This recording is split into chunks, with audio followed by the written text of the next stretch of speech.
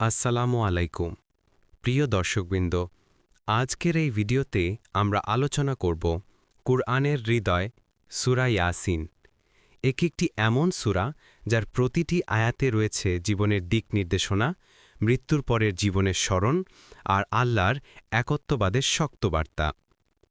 চলুন শুরু করি এই পবিত্র সূরার তাফসির ও অনুপ্রেরণামূলক ব্যাখ্যা। সূরা ইয়াসিনের পরিচিতি। সূরা ইয়াসিন কুরআনের ৩৬তম সূরা। এতে আছে ৮৩টি আয়াত। এটি মক্কায় অবতীর্ণ হয়েছে। প্রিয় নবী হজরত মুহাম্মদ সাল্লাল্লাহু আলাইহি ওয়াসাল্লাম বলেছেন, ইয়াসিন হল কুরআনের হৃদয়। যে ব্যক্তি আল্লাহর সন্তুষ্টির জন্য এটি পাঠ করবে তার গুনাহ মাফ করা হবে। তিরমিজি শরীফ। সূরা ইয়াসিন মূলত ৩টি বড় বিষয়কে কেন্দ্র করে গঠিত। ১. নবুয়তের সত্যতা, ২. আখেরাত বা মৃত্যুর পরের জীবন, ৩. ও আল্লাহর একত্ববাদ। আয়াত ১ থেকে ৬। নাবিজির প্রতি আল্লাহর ওয়াহী। ইয়াসিন ওয়াল কুরআনিল হাকিম ইন্নাকা লামিনাল মুরসালিন। তাফসির। এখানে আল্লাহ তাআলা নবী করিম সাল্লাল্লাহু আলাইহি ওয়াসাল্লামকে আশ্বস্ত করছেন যে তিনি অবশ্যই সত্যিকার রাসূল। ইয়াসিন শব্দটি বিশেষভাবে প্রিয় নবীর প্রতি সম্বোধন।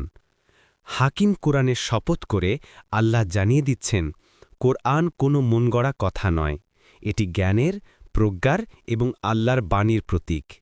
এই আয়াতে নবীজির প্রতি আল্লাহর স্নেহ ও মানবজাতির প্রতি রহমত প্রকাশ পেয়েছে। আয়াত ৭ থেকে ১২। অবিশ্বাসীদের অবস্থা। এই অংশে আল্লাহ বলেন, অবিশ্বাসীদের অন্তর ও কানে পর্দা টেনে দেওয়া হয়েছে, তারা সত্য শোনে না, দেখে না। তুমি যাদের সতর্ক করো, কেবল সেই মানুষই উপকৃত হয় যারা মনে করে ভয় আল্লাহর। এই আয়াতে আমাদের শেখানো হচ্ছে, দাওয়াতের কাজ ফল নয়, দায়িত্বের নাম। নবীজির কাজ ছিল পৌঁছে দেওয়া, হিদায়েত দেওয়া আল্লাহর কাজ। আয়াত ১৩ থেকে ২৯। শহরবাসীর গল্প। আসহাবুল করিয়া। এই অংশে আল্লাহ তাআলা এক শহরের কাহিনী বর্ণনা করেছেন, যেখানে ৩ জন নবী প্রেরণ করা হয়েছিল, কিন্তু জনগণ তাদের অস্বীকার করে। একজন সাধারণ মানুষ, এক মুমিন, শহরের প্রান্ত থেকে দৌড়ে এসে বলল, হে আমার জাতি, তোমরা অনুসরণ করো সেই রাসূলদের যারা কোনো প্রতিদান চায় না। তারা তাকে হত্যা করে, কিন্তু আল্লাহ বলেন, তাকে বলা হল জান্নাতে প্রবেশ করো। এই আয়াত জানায় যে সত্যের পথে মৃত্যু কখনো ব্যর্থতা নয়, বরং জান্নাতের দ্বার। আয়াত ৩০ থেকে ৪৪। মানুষের অবাধ্যতা ও আল্লাহর নিয়ন্ত্রণ। আল্লাহ বলেন, হায়, মানুষের উপর কত আফসোস, তারা প্রত্যেকবার নবী আসলে উপহাস করেছে। এই আয়াত মানুষকে স্মরণ করায় যে সময় সীমিত, সুযোগও সীমিত।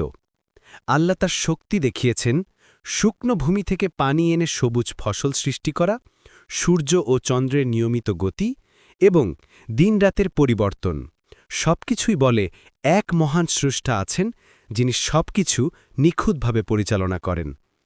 আয়াত ৪৫ থেকে ৪৮। কিয়ামতের দৃশ্য ও পুনরুত্থান। এই অংশে কিয়ামতের ভয়াবহ দৃশ্য ফুটে উঠেছে। মানুষ বলবে, হায়, আফসোস, আমাদের ঘুম থেকে কে জাগালো? তখন উত্তর আসবে, এটাই সেই দিন যার প্রতিশ্রুতি দিতেন নাবিগণ। এখানে আল্লাহ দেখিয়ে দিচ্ছেন যে পৃথিবীর জীবন সাময়িক, কিন্তু আখেরাত চিরন্তন। আল্লাহ ন্যায়ের সাথে বিচার করবেন, কারো উপর জুলুম হবে না। আয়াত ৫৯ থেকে ৮৩। আল্লাহর একত্ব ও শক্তি। এই শেষ অংশে আল্লাহ বলেন, তিনি তো সেই, যিনি আগুন সৃষ্টি করেছেন সবুজ গাছ থেকে, অর্থাৎ জীবনের উৎস তিনিই। মৃত্যুর পর পুনরুজ্জীবনের ক্ষমতাও তারই। শেষ আয়াতে আল্লাহ ঘোষণা করেন, তিনি যখন কিছু ইচ্ছা করেন, বলেন হও, আর তা হয়ে যায়। এটাই ইসলামের মূল বার্তা, এক আল্লাহ, এক সৃষ্টি পরিকল্পনা এবং এক পরিণতি, আখেরাত। উপসংহার।